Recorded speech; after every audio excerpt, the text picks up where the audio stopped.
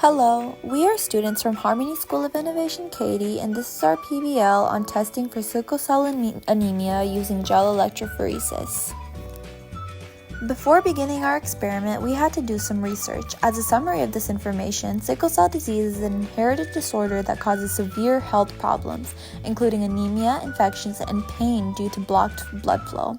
It's more common in sub-Saharan Africa and passed down through genes. The disease occurs when a mutation causes the red blood cells to form a crescent shape instead of the usual round shape. This affects how oxygen is carried in the blood. Scientists use methods like gel electrophoresis to diagnose sickle cell disease by analyzing DNA fragments. Gel electrophoresis is a process that separates DNA by size, allowing doctors to see if someone has normal hemoglobin. This method is used worldwide to help diagnose sickle cell disease early, especially in newborn screenings, to help get patients proper care. For the experiment, we simulated diagnosing a family for sickle cell disease using gel electrophoresis. We worked with DNA samples from a mother, father, son, and newborn daughter. First, we prepared the gel in a TBE buffer by warming distilled water with a buffer powder and dissolving a sea green tablet in water for staining. Once the gel solidified, we placed it into a chamber with buffer solution. We loaded each DNA sample into separate wells along with a DNA ladder for comparison. After setting up the samples, we ran an electric current through the gel.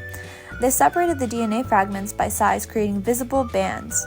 By comparing these bands to a known DNA ladder, we identified which family members had normal hemoglobin, sickle cell trait, or sickle cell disease.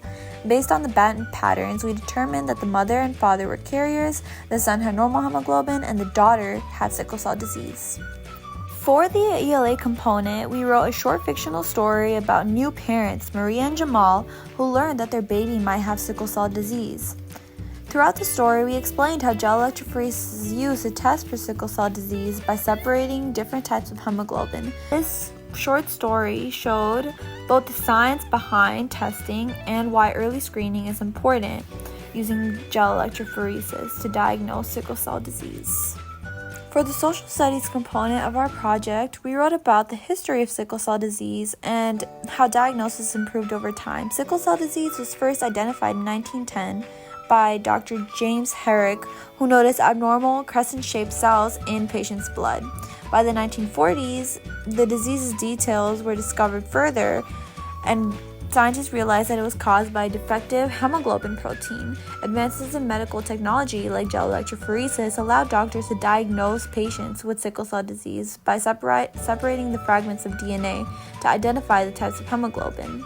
Today, newborn screening programs in many countries use gel electrophoresis to detect the disease early, helping doctors provide treatment before serious symptoms develop. Thank you for watching HSI Katy.